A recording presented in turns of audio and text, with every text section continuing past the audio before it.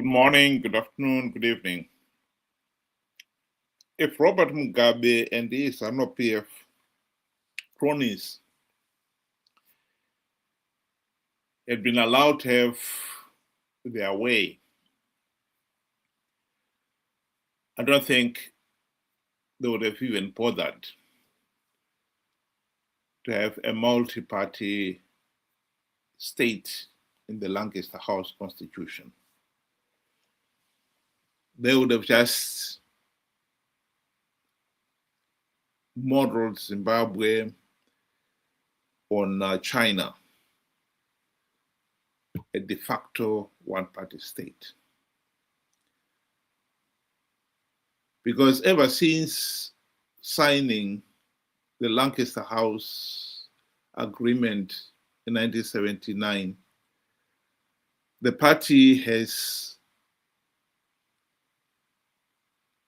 been actively involved in imposing a de facto one-party state from the word go. The issue of free, fair, and credible election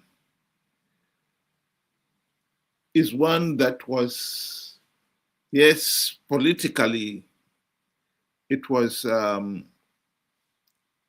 expedient for the party to endorse one man, one vote. But in practice, the party never had any intention of allowing ordinary Zimbabweans to have a meaningful say in the governance of the country. That is the truth and that is the reality. And the failure by some people to accept that reality has ended up with this farce where we hold elections and pretend that they are free, fair, and credible when we know they are not. Here is Margaret Dongo speaking about ZANU-PF and why the party never intended to have free, fair, and credible elections. They have wrong priorities, especially the current government. How can you go and build an airport which services a few people, and the majority are the elite and the so-called investors? Look at the rural. I made you come to interview me because I wanted you to have the experience of the roads that we are using. If we go today to our hospital there, you feel pity with that's a hospital in a rural area. If we go to our clinic, you feel pity. We have no piped water here. Do you know the reason why the rural people vote for ZANU-PF? One, they're intimidated. Two, the policy is that the rural people should remain poor and subservient to the government. They should remain poor because if they remain poor, they continue singing the song for their master. This is why these people have been impoverished. It's for a reason. Because at the moment, if you economic empower these people, they'll go out of hand. ZANU-PF will never have control over them.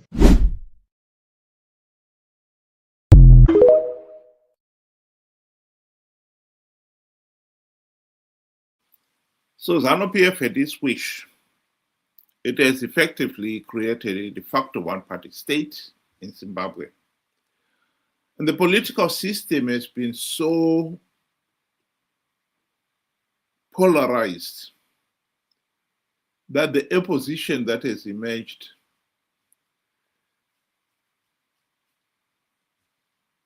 has itself become a monolithic bloc in its own right. Its own supporters have been brainwashed to the point where they cannot understand that if you want a healthy and functioning democracy, you have to accept that all leaders must be democratically accountable to the people. They cannot accept that. And so we have this mentality now, the personality cult mentality, where the opposition leaders have been elevated to the position of becoming demigods, who their supporters are so defensive to the point where they cannot accept criticism of the opposition. The tragic reality is Zimbabwe will never end this de facto one-party state without a competent opposition.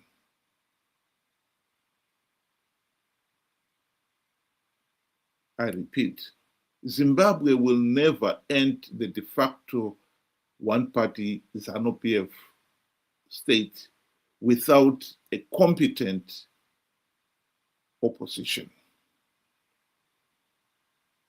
The fact that we have had the opposition for the last 25 years and they failed to implement even one token reform to end the ZANU-PF dictatorship speaks volumes. It says the opposition has failed. If we are serious about ending the ZANU-PF dictatorship, we need a competent opposition. But this is where the blockade comes in. The opposition supporters have this personality cult mentality. They've elevated leaders like Chamisa, Morgan Tsvangirai before him, to make them demigods who can do no wrong. And so to talk of their being incompetent is completely out of the question.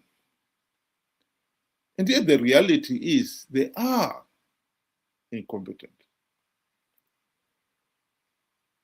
So we are stuck. Here is a comment from one of the opposition supporters, in which they write, how do you spot ED paid informants and apologists? Be cautious. ED influence is widespread, even to the person next to you. His supporters typically discredit strong opposition. Avoid mentioning damaging facts about ED. Skips suggestions like reporting him to The Hague. Push for elections ED can manipulate, etc., etc. This is someone who believes that ED is the problem and is the only problem. You try to explain to them that, yes, ZANU-PF is a de facto one-party state. Zimbabwe is a failed state because ZANU-PF has been in power and has never allowed meaningful political accountability. If we are going to end this ZANU-PF dictatorship, we need an opposition that will implement the democratic reforms.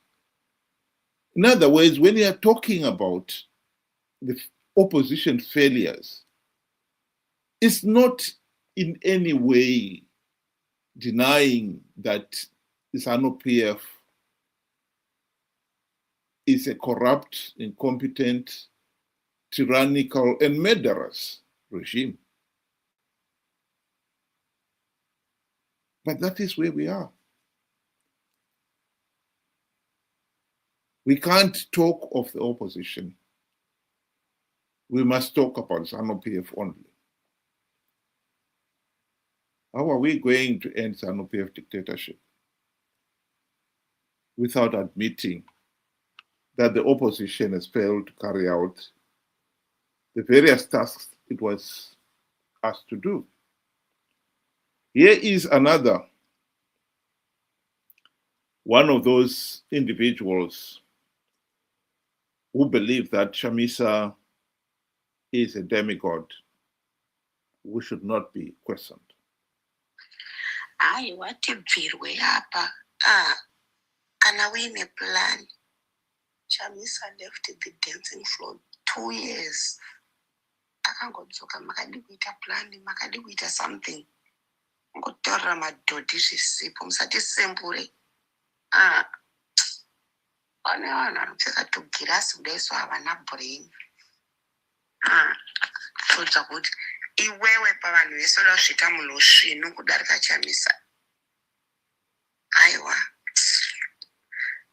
ndigare muchigurupu chakadaini. Mada kunyepedzera kungwarangwanduka kuda kuzama kuedza kuita zvinhu zvamakatadza makore kumashure kwesoko. Nemakangomirira Chamisa, azonyarara, anyararirei, adi kudai. Uda kuti aiswe kensa. Enda kaiwewe pamberi toona kuti unorarama makore mangani. Zana haidi dzungu kuvhengedzera vamakachaira ngoitawo. Yaparabuda kuti inyepera. Hamuna kana evidence nemungotaura Chamisa akapiwa mari. Chamisa akapiwa 20 million. Imari yakawandisa iyo yekuti he can form another party. Akugadzira. Well, it goes on and on.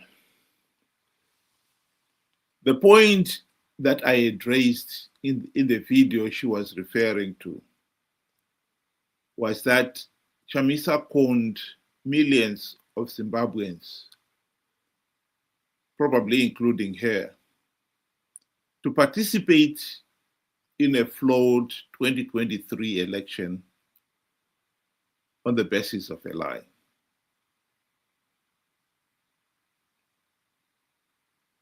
That is what got us into this mess. By participating in those millions, you are giving ZANU-PF legitimacy.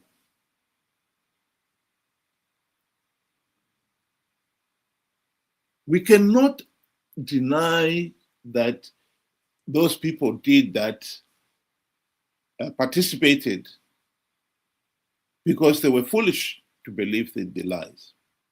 That is the reality. That is the unfortunate reality we have in Zimbabwe. Universal suffrage was not a blessing in Zimbabwe. It has turned out to be a curse because it has given the vote to people who don't even understand. And some of them are even denying that a simple statement like, did Chamisa lie that he had plugged the vote-taking loopholes? You think that there is nothing scientifically challenging, complex about that statement. You analyze it, you look at it. Was that true or not? If it is true, you say it's true. If it's not, you say it's a lie. But why somebody would deny accepting a simple statement like that, which was clearly a lie, just because they've got this personality cult mentality? That's where we are stuck.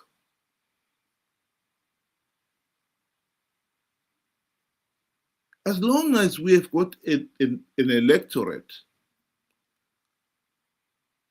who cannot be honest enough to say, yes, the individual has failed, we'll get nowhere. Democracy demands that leaders must be held to account. And it demands that the electorate, those who vote, must be educated, knowledgeable, objective.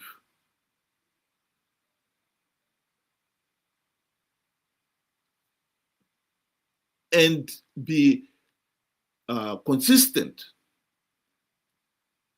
in their judgment of the leaders. It is the people's responsibilities to hold the leaders to account.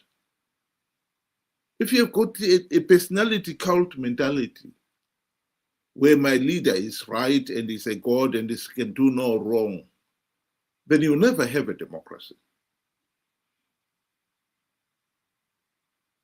And that's where we are stuck. I repeat, the issue here is not that if you criticize Chamisa, if you admit that Chamisa lied, you are somehow suggesting that ZANU-PF is right. It's just that this personality cult mentality has boxed the people in into only saying in a binary vision, where it's either you support Chamisa or you support Mnangagwa. You cannot accept that both of them could be wrong, as is the case in this case. As much as ZANU-PF is a party of thugs, we cannot deny that the opposition has failed in its task to implement basic democratic changes to end the ZANU-PF dictatorship.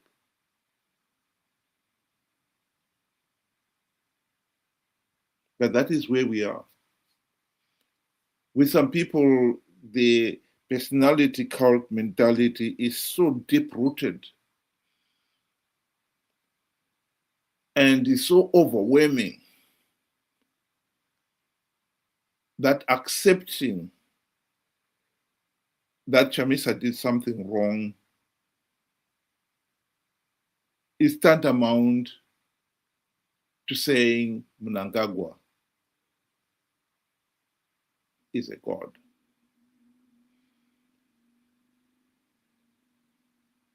It's amazing. It's amazing how some people can be so shallow, thick, and slow. Chamisa is a mere mortal, just as much as Mnangagwa is a mere mortal. In this day and age, for anyone to think that a leader is a demigod who can do no wrong, who is infallible, beggars belief. Like I said, universal suffrage has not been a blessing for Zimbabwe. It has been a curse, because it has given individuals the right to vote who really are incapable of thinking beyond the tribal, the personality cult mentality. If you are trapped in that, you can never have a meaningful democratic vote, because you are so biased that your leader is always right.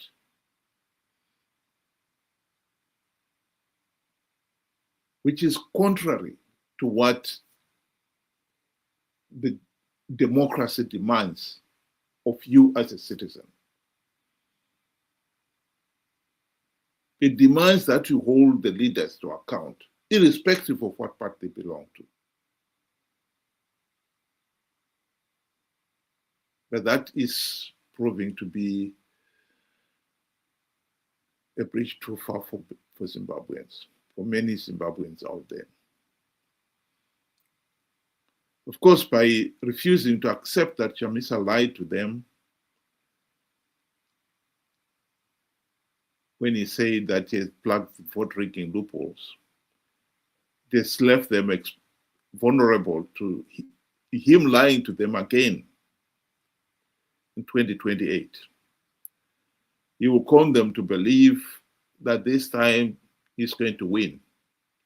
And they should participate in flawed elections and only to give ZANU-PF legitimacy and perpetuate the dictatorship.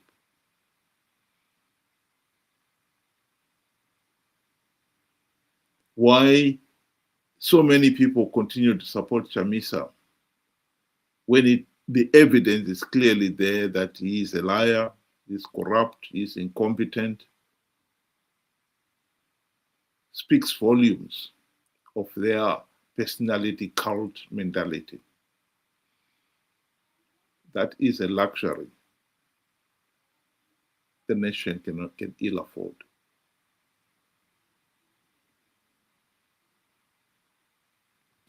Thank you. Have a good evening.